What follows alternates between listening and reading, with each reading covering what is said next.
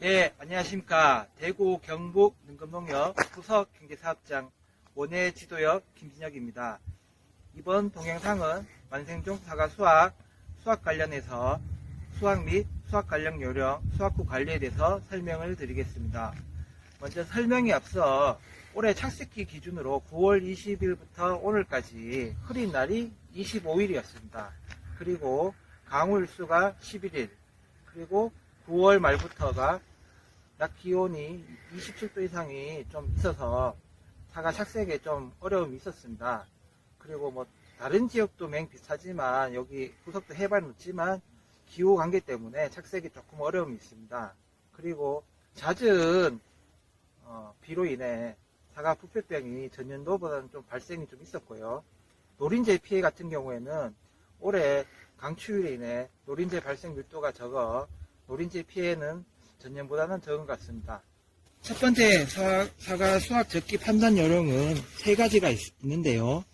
첫 번째가 만개후 일수의 계산에 의한 방법하고, 두 번째 그 화학적인 방법입니다. 이게 약국에 가시다 보면 소독약 있지 않습니까? 그 아까데키 쉽게 말해갖고 요오드 용액 그거랑, 세 번째가 요즘에 휴대용 비파괴 당도 측정기로 위한 사과 수확 판단 요령이 세 가지가 있습니다. 첫 번째 만개후 일수에 의한 계산법은 꽃이 폈을 때부터 수확기 때까지 날짜를 계산하여 수확 시기를 판단하는 방법인데요. 홍로 같은 경우에는 숫기 도달부터 만개일수가 120에서 140일, 그 다음에 후지 조숙기 같은 경우는 숫기 도달 만개일부터 140에서 155일, 양강 같은 경우에는 숫기 도달 만개일수가 155에서 165일, 후지 같은 경우는 숫기 도달 만개일수가 170에서 185일. 예를 들어 후지 기준으로 4월 25일 날 꽃이 폈다. 그러면 계산법에 의해 185일을 더하면 10월 24일이 수확기가 됩니다. 그러나 이거는 계산에 의한 방법이고요. 그에 따라 뭐 강우나 날씨나 그다음 환경, 그다음에 뭐 시비랑, 그다음에 대목 종류에 의해서 편차가 있을 수가 있습니다. 그래서 이거를 계산에 의한 방법이 제일 쉽지만 가원에 그 가원에 맞게 색택이나 합도, 당도를 측정하시고 수확을 하셔야지 이게 수확 적기를 맞출 수가 있습니다. 두 번째, 요도 정색 반응이 있는데요. 요거는 약국에 가시면 요도 용액을 팝니다. 소독약을. 요거를 한 개 사셔갖고 사과 수확기가 다 됐으면 한번 그거를 반을 잘라가 침질을 시키면 요도 용액하고 전분이 많으면 청색이 되고요. 침질시켰는데 청색이 안 나오고 하얀색이 변한다. 그러면 수확 적기라고 판단하시면 됩니다. 그리고 요즘 세 번째, 휴대용 비파괴 당도 측정기가 있는데 장점은 뭐냐면 기계로 이렇게 광선을 쏩니다. 비파괴로. 근데 지금 저한테는 이렇게 기계가 없는데 이렇게 사진을 한번 보여드릴게요. 이렇게 하면 사과를 쪼개지 않고 광선을 쏴가 사과 당도를 측정할 수가 있습니다. 그리고 옛날에는 당도 측정기를 일일이 사과를 쪼개서 이렇게 파괴를 해갖고 당도를 측정했는데, 비파괴 당도 선별기는 파괴 없이 당도를 측정할 수 있기 때문에 수시로 당도 측정을 관리를 할 수 있습니다. 근데 요게 단점이 가격이 좀 고가이기 때문에 그게 단점입니다. 수확 요령에는 두 가지가 있는데, 첫 번째 수확 방법. 수확은 적과 작업 못지않게 일시에 많은 인력을 요하는 작업이므로 가원당 수량이 어느 정도 될 것인가 추정하고 몇 회에 나누어 수확할 것이며, 한 사람이 하루에 얼마나 수확할 수 있는지를 결정하여 소요 인력을 조달하도록 합니다. 바구니, 사다리, 상자, 운반 장비 등을 점검하여 충분히 확보해 두고 집합 공간이나 저장고 등에 미리 저장해 두어야 합니다. 사과의 수확은 한 나무에서 수확 시기가 다르기 때문에 성숙이 빠른 수간 상단부나 햇볕이 잘 되는 외부부터 하는 것이 좋으며, 성숙 정도에 따라 2에서 3회 나누어 수확하는 것이 유리합니다. 두 번째, 수확시기 주의사항. 수확시기에는 비가 오면 비가 그친 후 바로 수확하지 말고 2일에서 3일 후 경과시 과일이 어느 정도 마른 다음에 수확하는 것이 당도 유지에 좋습니다. 수확 시기에 영하의 날씨에 장미가 노출되면 몽해 피해를 받기 때문에 과실은 합상 피해를 받기 쉬우므로 완전히 녹은 다음에 수확하는 것이 좋습니다. 수확한 사과는 가능하면 빨리 저장고에 넣어 과일의 품원을 떨어뜨리면 저장력이 좋습니다. 4. 꼭지 무절단의 사과 수확했을 때 이점은 첫 번째가 생산비 절감입니다. 이렇게 꼭지를 치고 안 치고가 차이점이 많이 나타나고요. 첫 번째 같은 경우는 이제 꼭지를 침으로써 소외되는 이런 작업을 하고 계시는데, 이런 시간이 평균 1톤당, 한 사람들 1톤당 4시간이 소요됩니다. 그리고 이거 금액적으로 환산하면 1년 연 190억이 소요되고요.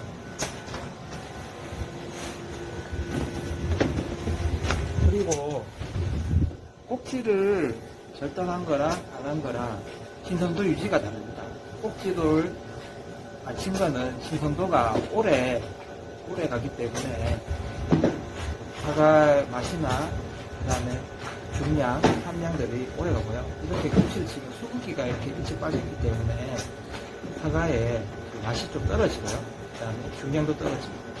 그런데 왜 우리가 이렇게 꼭지 치냐면 1970년도에 골판지 사과가 골판지를 포장하면서 이렇게 꼭지를 안 침으로써 이제 꼭지가 압상 때문에 이제 기스가 방지를 해서 꼭지를 칩니다. 그리고 꼭지를 아치되게 담는 요령은 조금 번거롭지만 사과가 있으면 이렇게 꼭지가 지그재그로 이렇게 담으시면 꼭지를 안 질리고 사과를 담을 수가 있습니다. 6. 전 창고 입고에 따른 창고 소독 요령 및 온습도 설정 방법. 사과를 저장하기 전에 살균제 벤네트나토신 또는 훈증캔으로 전 창고 훈증 후 창고에 있는 병원균을 소독하고 환기 후 사과를 입고시킵니다. 사과 저장 관리의 가장 중요한 저장 온도입니다. 온도가 너무 높으면 사과 신선도가 저하되고 온도가 너무 낮으면 동결 피해가 발생합니다. 저장고 온도 차이가 있으므로 여러 개의 온도계를 설치한 후 그리고 작은 냄비에 물을 부어 물 얼음 정도를 판단하여 온도를 측정할 수도 있습니다. 사과의 적정 온도는 0도에서 1도입니다. 그리고 습도가 또 중요한데요. 습도가 너무 낮으면 증상작용이 왕성해져 과일 중량이 떨어지고 껍질이 시들어 상품 가치를 잃게 되고요. 반대로 습도가 너무 높으면 미세물 활동이 활발해져 부패가가 생기기 쉽습니다. 따라서 적정 습도는 85에서 90%입니다. 그리고 저장고 안에 사과 적재도 되게 중요한데요. 공기 흐름을 좋게 하기 위해서는 벽면에서는 30에서 50cm, 중간 통로는 50cm, 천장도 50cm 정도 공간을 남겨두어 사과 상자를 쌓도록 해야 하며, 이때 적당한 용적률은 65에서 75%이고 저장고 높이에 따라 다르나 4.5 높이의 경우 평당 150에서 200 상자를 적재를 합니다. 그리고 환기 같은 경우에는 사과는 저장 중에도 호흡과 후숙 과정에서 산산가스와 에틸렌가스가 발생하는데, 그 중에서 에틸렌가스는 사과의 생화학적 반응을 촉진 저장고 안에 유해가스를 높여 생리장애를 일으킬 수 있으므로 자주 환기를 시켜주어야 합니다. 예를 들어 1회에 20에서 30 정도 환기를 자주 시켜줘야지 저장력에 되게 도움이 됩니다. 7번째, 사과 수확 후 감사 비료 및 시비량 방법. 사과나무 시비량은 생장 주기에 따라 비료 요구도가 다 다르기 때문에 일시에 다량 시비하는 것보다는 여러 번 나누어서 시비하시는 게 비료 성분 유실에도 도움이 되고요. 방지에 도움이 되고요. 시비하시기 전에 품종, 토양, 비료 종류, 기상 조건을 감안하여 시비를 하시기 바랍니다. 그리고 농업기술센터에 의뢰를 하셔갖고 토양 검증을 받으셔갖고 내 밭에 필요한 성분이 뭔지 아니면 불필요한 게 뭔지 요거를 받으셔갖고 시비하시는 게 되게 도움이 됩니다. 그리고 유기질 비료 같은 경우에는 300평당 500에서 800kg, 유박 같은 경우에는 400에서 500kg, 가수 전용 비료는 300평당 40에서 80kg를 시비하시고요. 시비하기 전에 잎 색깔, 도장지 발생 정도, 색택, 그 다음에 대목 종류를 판단하시고 시비하시기 바랍니다. 두 번째, 사과나무 수세 판단 요령은 이박 같은 경우는 되게 양호하죠. 그리고 약한 나무는 보면 도장지 발생이 적고요.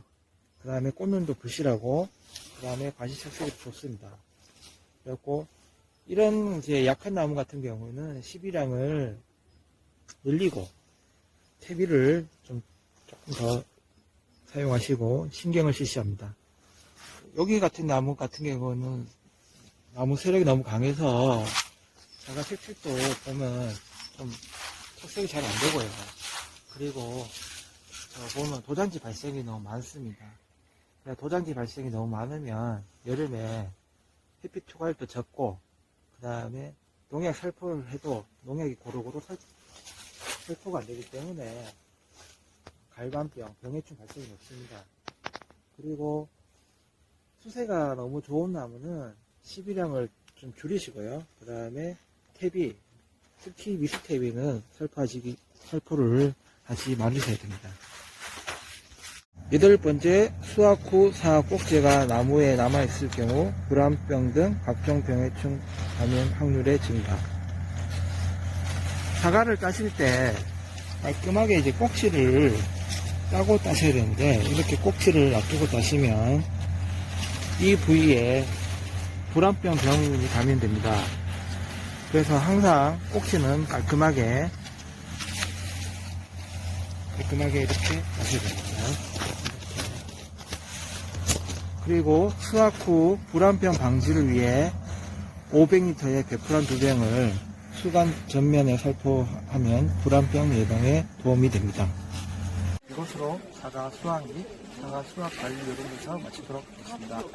마치기 전에 토속사 무량수림 앞에 석양을 한번 보고 마치도록 하겠습니다. 감사합니다.